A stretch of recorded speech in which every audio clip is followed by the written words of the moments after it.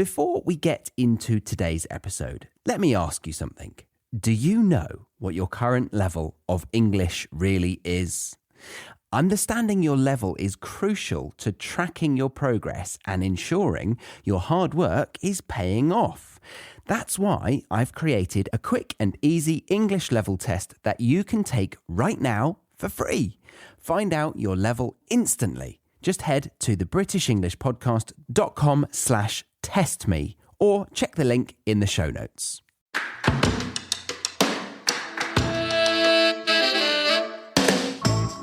Hello and welcome to the British English Podcast, the show that helps non-native learners better understand British English and British culture. In today's episode, I am blessed with the presence of my partner's father because of, two reasons really. One, because he has a passion for cooking and has been a chef in multiple places around the UK, including the Hilton Hotel in London. And the second reason is because he's gotten into the habit of doing voice messages on WhatsApp with his daughter, who often plays them with me in earshot. And I mean, these voice notes sometimes go on for 10, 15, maybe even 20 minutes at a time. And I've got to say, he manages to keep us entertained from start to finish. I thought, why not ask him about his relationship with British foods and the journey he has been on within the hospitality industry in general here in the UK, as I imagine some cultural things will be scattered throughout for you as a listener to, again, hopefully better understand the life of a Brit. Just to say, Paul, Stacey's father, was born and raised in a small village in the Shropshire Hills, which is west of Birmingham, still in England, but not too far from the Welsh border. Also, I should include that in this episode, Paul does talk about how involved he and his family were with preparation of meat. So apologies if you find that kind of stuff a bit triggering. But yes, please enjoy this interview between myself and hopefully my future father-in-law, Paul.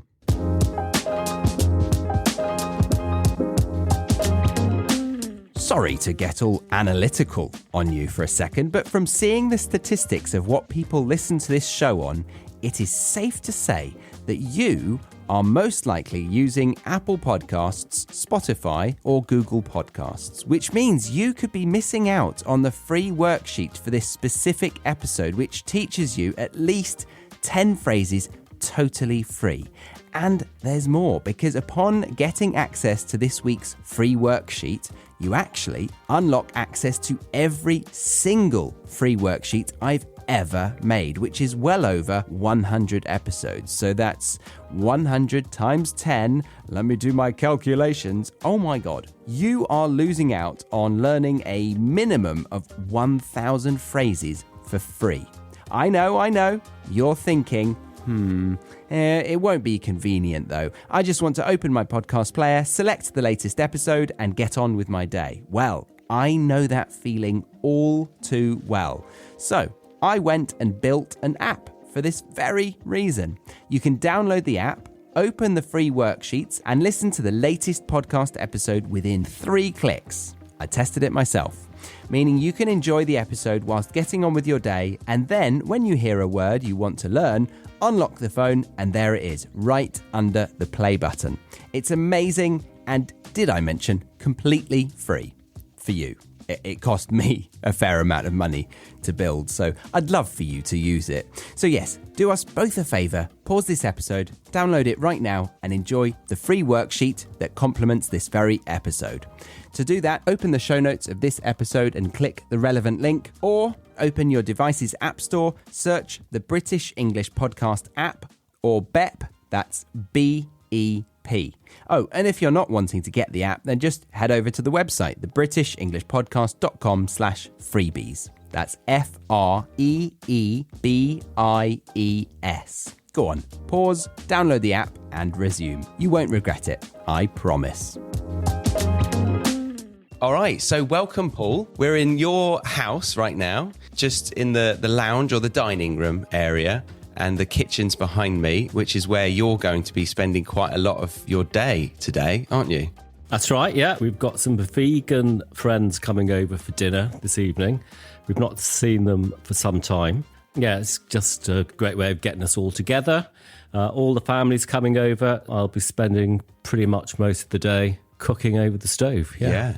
And vegan, you say, is that something that you feel like is becoming more popular? It definitely is, yeah. Definitely been a change of the ways. Yeah, I suppose people are more conscious of the planet and saving Earth and all of that. I'm not a particular fan of it, really. I think we are carnivores and we should eat meat, but that's up for debate. So there is a meat dish this evening as well. Okay. For me. And you won't be forcing that on the vegans? I may. What would you say to a vegan who would say, I'm doing my bit, I'm helping the planet in my way, so I'm helping you in a way? What would you say to that? Well, I just think it's all about moderation, really. Everything in moderation. Obviously, we have a huge problem because we produce so much meat that's causing all these problems, running out of space to feed all the animals, etc. But yeah, I just kind of think moderation, really, which is what we kind of do in our family. Obviously, meat is an expensive commodity now, so we don't eat meat every night, probably 2 or 3 times a week. And there's a lot of food, I think, that, is obviously naturally vegan, which you don't have to shout about as being vegan. We eat lots of salads and always have done all my life. I have, and always fresh vegetables out of the garden, etc. But it just needs to be in moderation, I think. Yeah. And so how many meats would you eat in a week? Probably now? 3 meats. Okay. Yeah. That's fairly reasonable, I'd say. But back in the day, when you were getting into food as a profession, which we will go into later, do you feel like it was, meat and 2 veg was a staple of the British diet? Well, when I look back, I realise I was very, very fortunate with my childhood upbringing because of where we lived and obviously my parents, etc. So we lived in rural Shropshire, miles away from any town and certainly cities.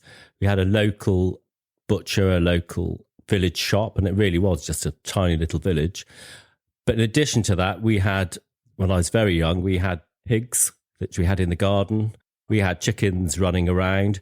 And from a very early age, I knew that, these animals were going to feed us. Just accepted that. I mean, it wasn't a problem to us. I mean, the pig was called Percy.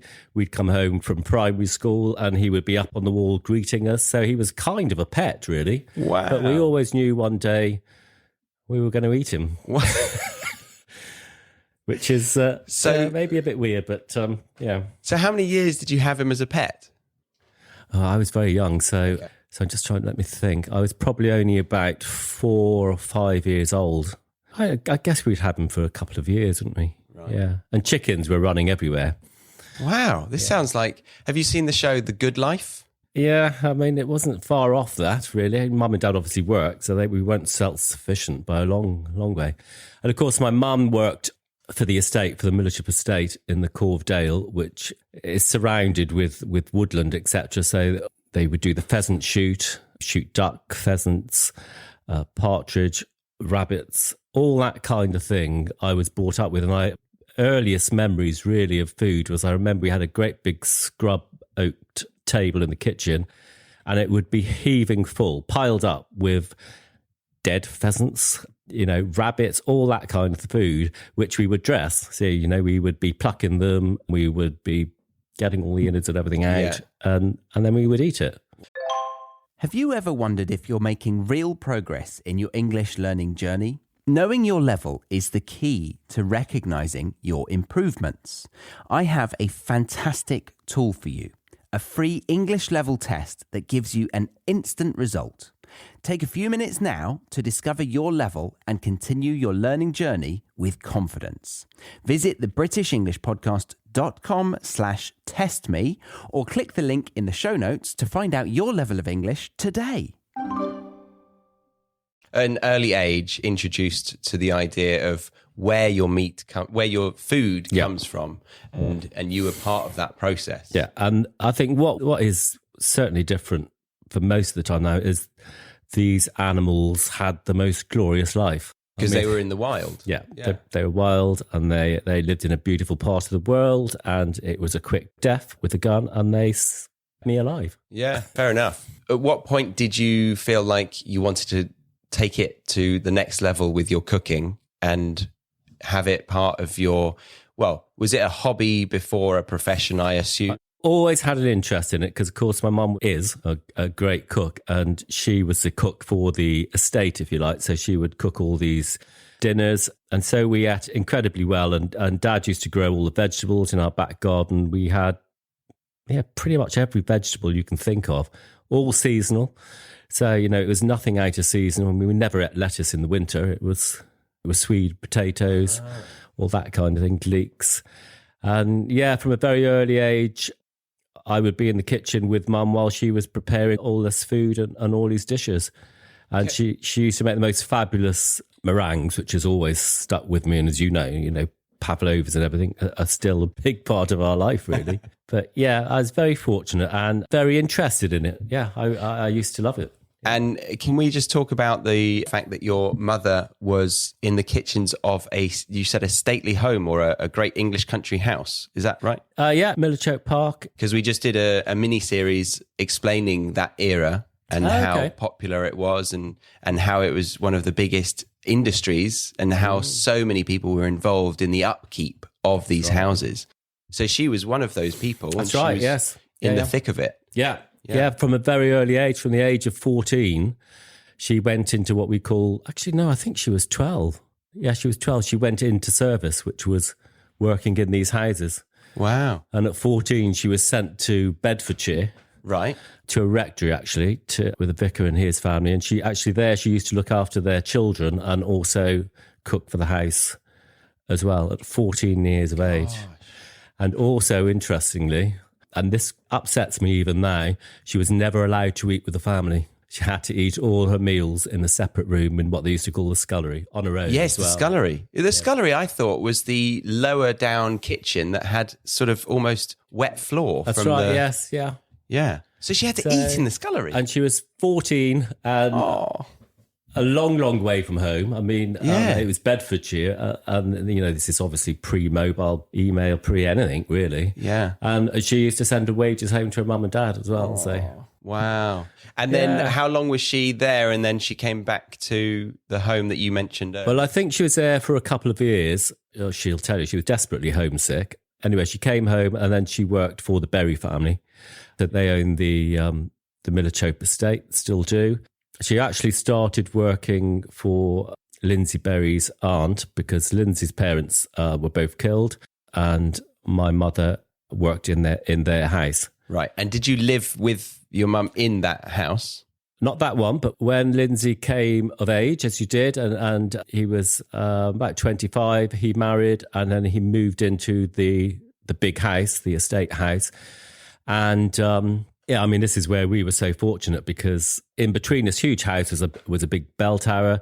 They knocked down the bell tower and that wing became our home. So it was a 3-story Georgian masterpiece, actually. Yeah. And it was a very cherished childhood. Right. Yeah. So your mother was working in the kitchen, but you felt like you were almost living in this ridiculously nice place. I remember you said something that you were a little bit embarrassed about getting off the bus stop in school.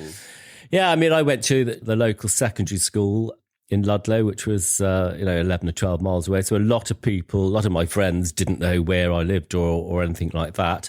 And it was only when I was playing in the basketball teams or if we had swimming competitions and we were being dropped off home in the minibus, and I would beg our teacher to drop me at the bottom of the drive because I was embarrassed for anyone to see where I lived because it was so grand. And I knew actually the circumstances of a lot of my mates back then. Some of them only had their mum, the dad had left or whatever. They lived, a very simple, frugal life, actually. Anyway, they badgered Mr. Elcock to take me up to the house. And so we'd go up the drive, which was probably a couple of miles long. And pheasants, of course, would be flying around and walking across the drive. The one lad at the back of I think his name is Stephen Pardo, back of the mini buses, was shouting out, "Oh, bloody hell, look at this, Benson's got peacocks running around his house. So bless them, they didn't know the difference between peacocks and pheasants. But yeah, and of course, when we got up to the top of the house, which is very, very grand, there was this awful silence. And, you could feel it really that, gosh, look where he lives and look what we've got kind of thing. Right. It suddenly got awkward. Yeah, and I was always very, very embarrassed by it. Weird, isn't it? Yeah. And yet we weren't wealthy and at I all. was going to say, and they knew that you weren't the owners. Yeah, absolutely, yeah. Yeah, strange.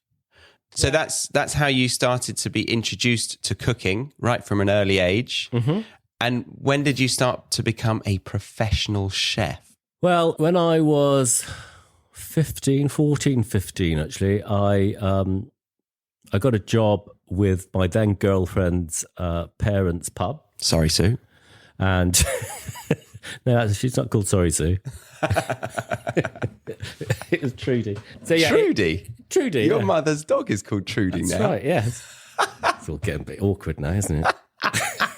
That's why she called it her as well. Don't tell Sorry Sue, though. Sorry Sue. As you were. They had this pub called Bennett's End on the side of the Clee Hill.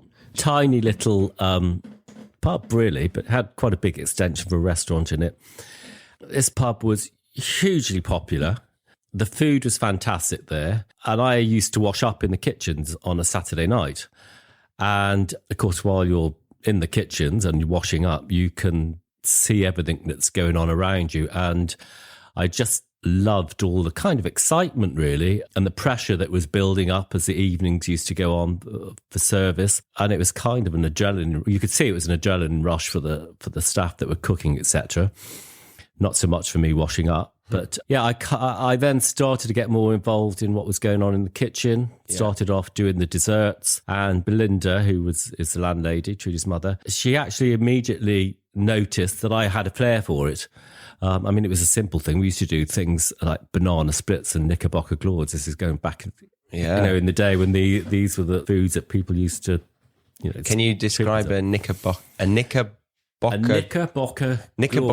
Oh gosh, knickerbocker glory. Yes. Yeah. So it's in a long coupe glass, so a tall glass, and then you would have your chocolate ice cream, raspberry ice cream, vanilla ice cream, raspberry sauce, nuts, and then just loads of cream all over the top, and then you'd flake it over with more nuts, etc. Right. And did you do that sort of salt man sprinkle from the elbow like that, like the meme? I've never done that.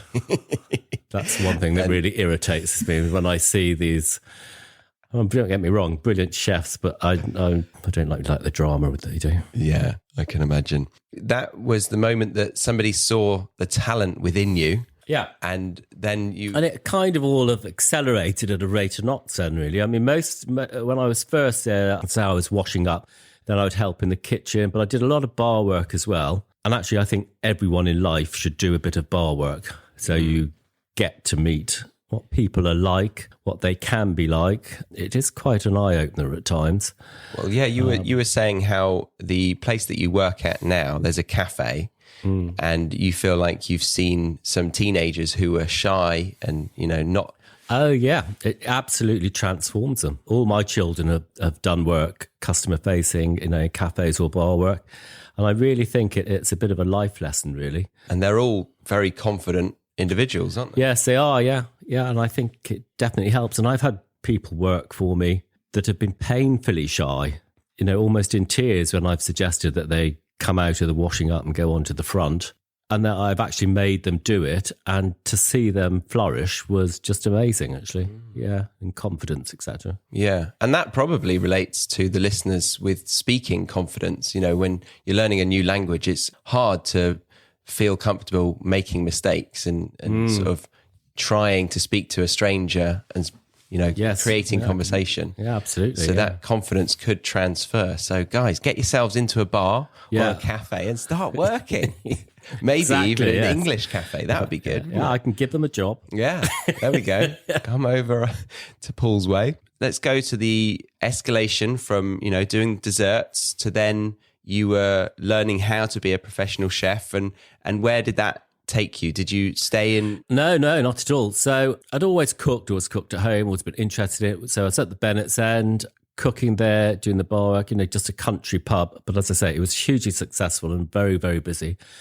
And I knew I wanted more, knew I wanted to work in a big environment. So I actually just sat down one day and wrote to all the big hotel chains at the time. So there's Britannia Hotels, Hilton, Grosvenor, just on the off chance of getting a job, really. And then a couple of weeks later, I had a letter from the Hilton at Stratford-upon-Avon asking me to go for an interview.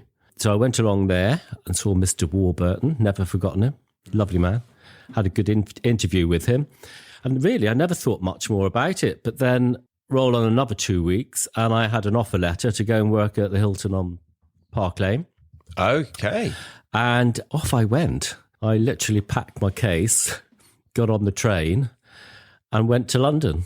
How big was your case? Pardon the interruption, but I want to let you know about an activity I have created for you to access for free on the britishenglishpodcast.com/freebies. It is a creativity exercise that helps you find ways to learn English whilst being in a state of flow. Being in a state of flow happens when we're totally immersed in an activity to the point where we pay no attention to distractions and time itself seems to pass by without any notice. I would say I am in my happy place when I'm in a state of flow because it allows my creativity to flourish. And I want to help you connect your learning experience with feeling this immense level of happiness that is entirely possible when studying. Who'd have thought it? Revising English can open up feelings of pure ecstasy. Don't worry though, I'm not forcing drugs on you, but I am encouraging you to check out this new exercise I have created that will help you reach a state of flow, when learning English. Find the link in the show notes to thebritishenglishpodcast.com/freebies. That is spelt FREEBIES. And then click on the creativity exercise and we can all get high on life together. Back to the episode. Not very big. We didn't have much in those days. You'd come from a big house. Yeah. But no, it was a huge step actually when I look back. And again, no instant communication with family and friends then. So I had no idea where I was sleeping that night or anything. It was Hilton accommodation in Earl's Court. Well, I mean, that's not exactly a sob story. To go, I had no idea where I'm sleeping. I'm sleeping in the Hilton. Well, no, we weren't actually in the Hilton. We were in their accommodations. They had right. They had houses in Earl's Court. Oh, okay. Where you could stay. And actually, they were pretty grim. Right. So you rock up there with your suitcase. Yeah, and report to work and off I went. So I was thrown into these huge kitchens. I mean, because obviously they did lots of banqueting there. I mean, the Hilton back then probably had 5 or 6 different kitchens on different levels of the hotel, each serving different restaurants on different levels of the hotel. It was high-paced, very hot, very angry. It was completely different to how it's portrayed now. It was a completely different world. It was, you were screamed at and shouted at. A lot of people were bullied in there. And that's how kitchens of that nature were back in those days. Right. I mean, Gordon Ramsay encourages that stereotype. I tend to think kitchens are stressful. I don't know much about them, but I feel like... Well, I know now that it's completely sort of turned around. A lot of chefs play classical music. Oh, really? And no one talks. Oh. And it's all very calm, very relaxed. Well, there's that phrase, isn't there? If you can't handle the heat, step out the kitchen. Yeah, if you can't stick the heat, get out the kitchen. Yeah. Okay, so you were in a stressful environment cooking for guests of the Hilton. Yeah. And what kind of food were you preparing? It was all pretty standard stuff because we're late 70s, early 80s now. But we want to know what that standard stuff is because as an outsider... Okay. Yeah, so it would be a lot of roast meat. Roast meat? Yeah. Okay. I mean, beef, obviously. Quite a bit of fresh fish there, which I wasn't actually used to from where I was. It was predominantly meat with what I was brought up with. Right. Apart from fish fingers. But it was all... There was a great chef, Robert Carrier, who kind of think he was one of one of the first of the celebrity chefs, along with someone called Fanny Craddock, who was also very entertaining, but not necessarily great with her food, etc. So I think, that was the kind of stuff that people were expecting. I mean, we did the traditional British food, particularly I think it was the one restaurant was called the London Tavern.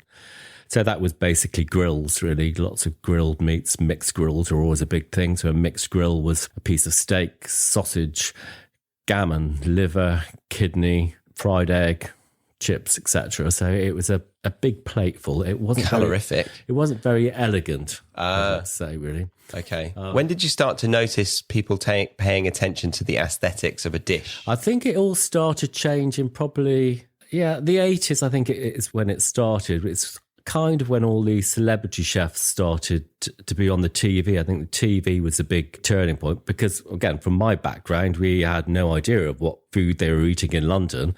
And in fact, the only pasta I ever come across was a macaroni cheese. And we loved it. But I never knew that macaroni cheese had pasta in or what pasta was.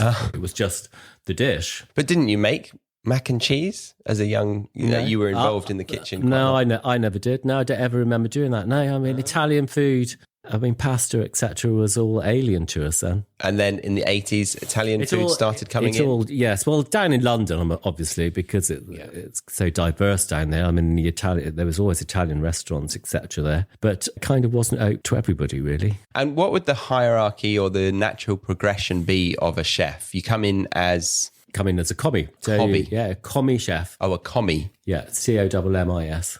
Okay. And then you would progress. That's basically your basic things. You wouldn't really do much cooking. It would be very standard, washing vegetables and that kind of thing. Learning the trade, really, right from the onset. And that's where you started? Yeah. Right. Yeah. Okay. And then you would progress then on to a sous chef, which would be the next level up. So then you'd be allowed to be helping the chef or the assistant chef. By doing what? Like actually... Well, you'd be able to make a sauce. Okay. Or you'd be able to make the custard, or you may even be able to cut the potatoes. It's all... Okay. And how long does it take from being a commie to a sous chef? It all depends on your ability and flair. And how... I just raced through it. I'm sure. They saw the flair in the man. I never got to a head chef or anything like that. Yeah, I mean, it was...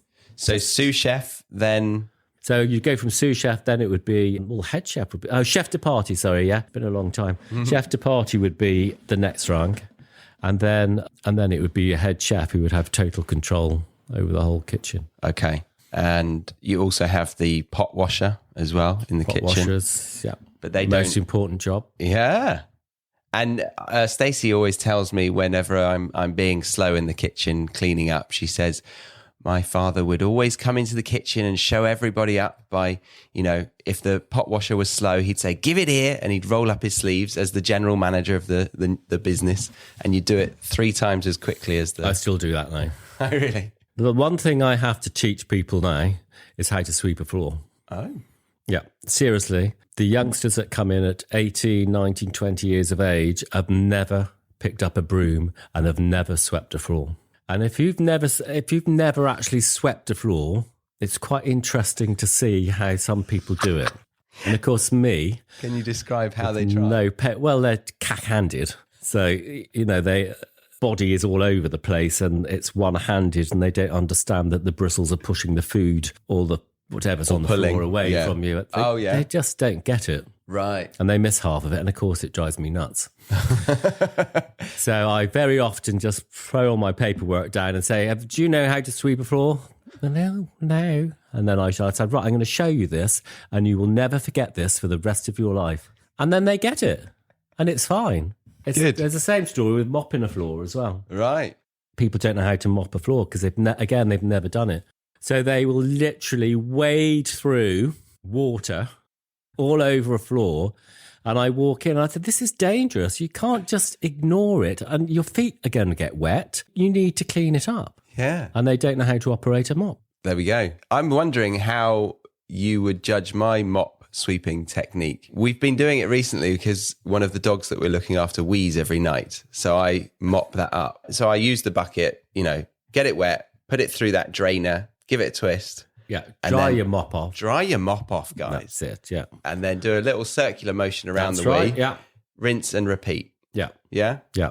In the kitchens, we always used to use, or still do, is we throw down tea towels then. Oh, Dry tea I towels. remember that. Throw them onto the floor and then get your broom, turn your broom up the other side and you dry off the floor completely. Oh, this is good. And then that stops it being slippy because that's, it's dangerous if you've got a wet, slippy floor, obviously, in the kitchen. Top tip. There we go. Throw down some tea towels. Yeah, and learn how to sweep a floor. Yeah. Okay. So aside from cleaning, the meats you mentioned, the Sunday roast, was that a big thing in the Hilton?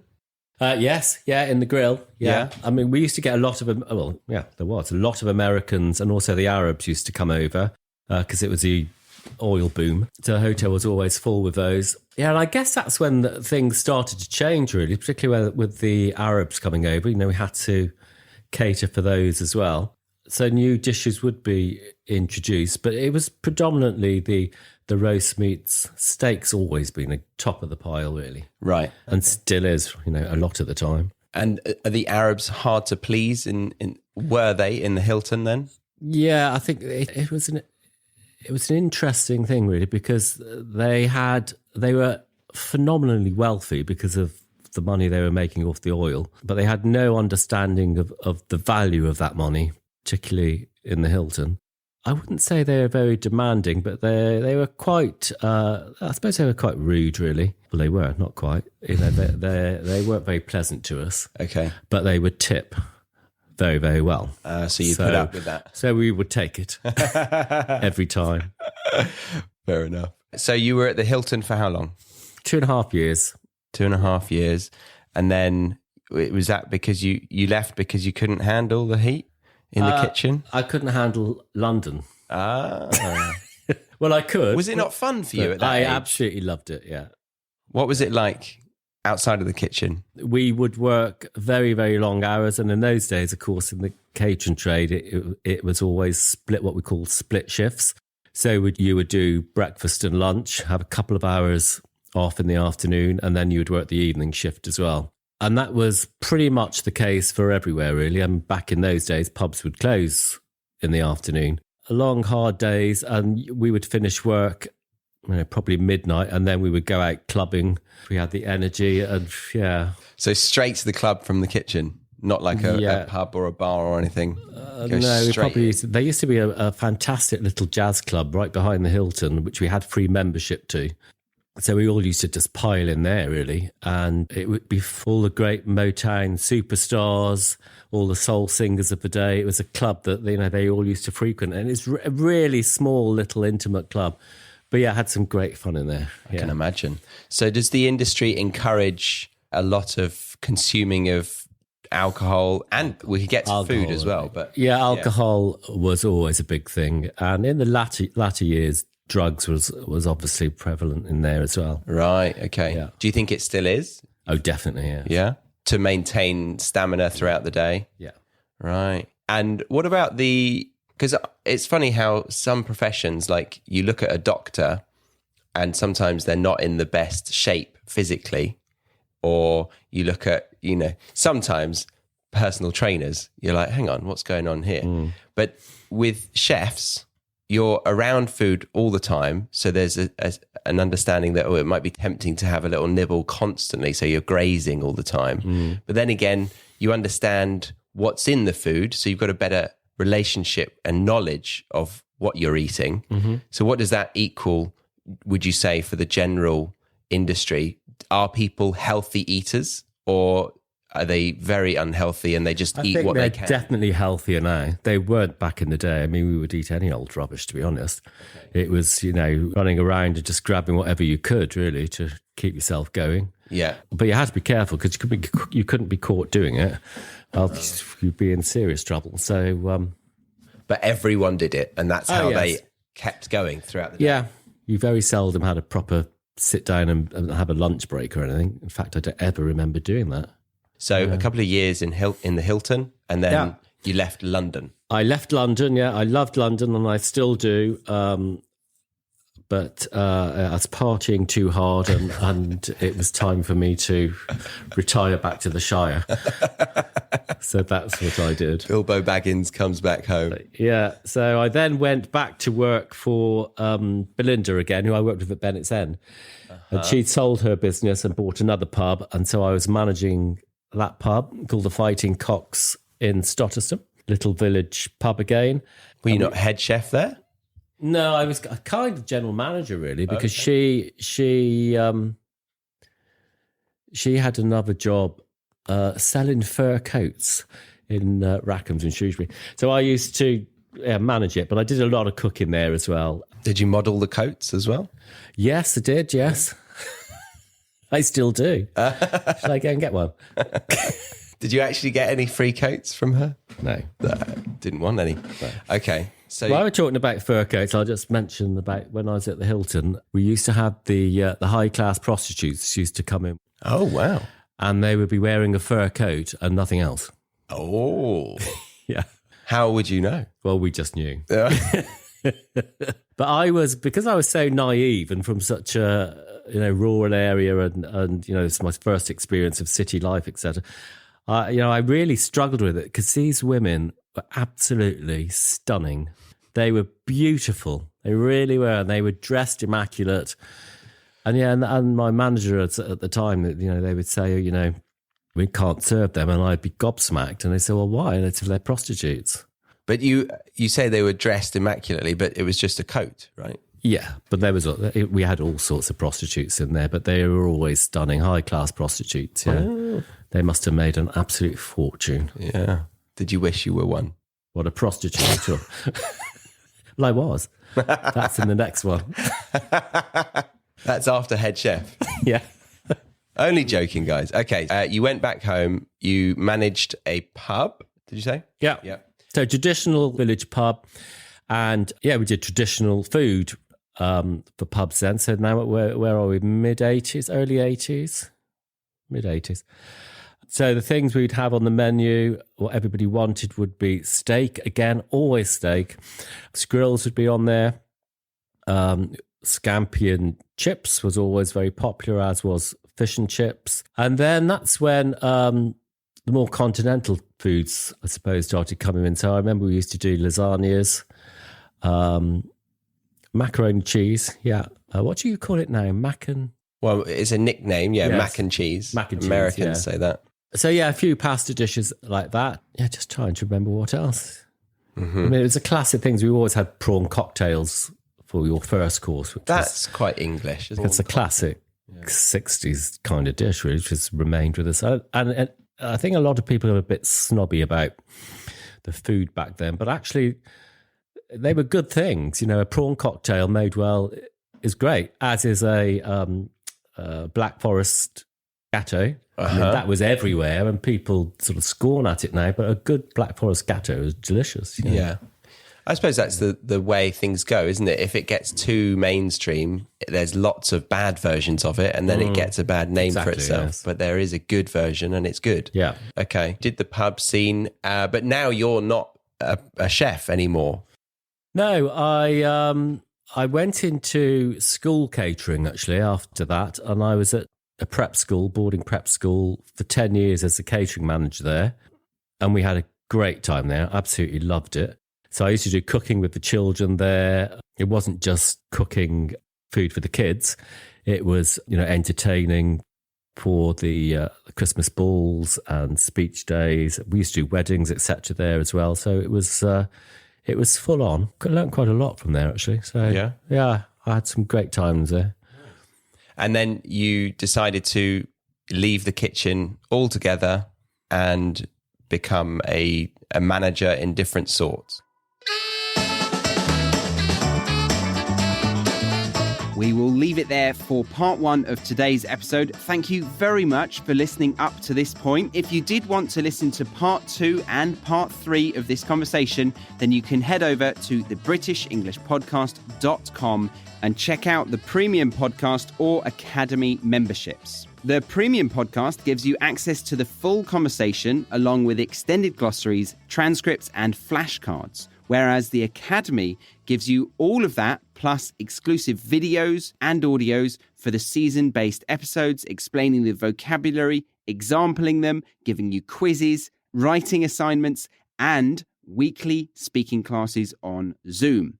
But if you were just here for part one of this conversation, then I thank you very much for stopping by. I hope you enjoyed the show. Do grab that free worksheet by clicking the link in the show notes. My name's Charlie, and I will see you next week on the British English Podcast.